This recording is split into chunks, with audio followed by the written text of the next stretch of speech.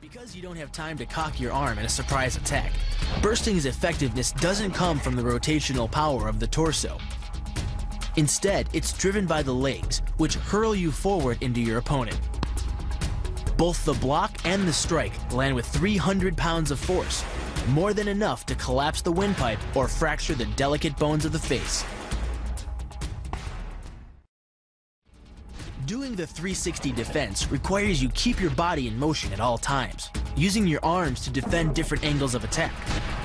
The key is keeping your arms at an oblique angle with your hands open and straight so that you don't take any blows straight on. Each is deflected down the angle of your forearm, which reduces its impact. During the choke, your opponent is relying on his grip strength and outstretched arms to maintain the choke.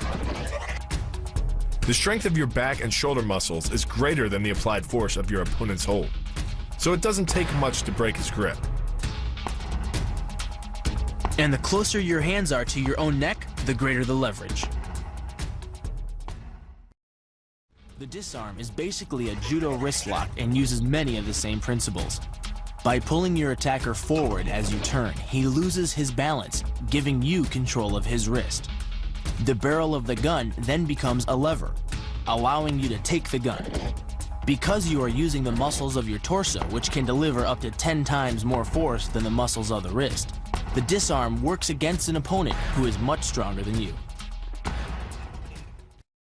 Essentially an elbow strike from another martial art, Muay Thai. But because the metal doesn't deform on impact, like human bone, every ounce of power is channeled directly into your opponent's face. With the twisting motion of the torso generating the force, and the stiff metal of the M16 providing the impact, it's enough to shatter a cheekbone or break a jaw.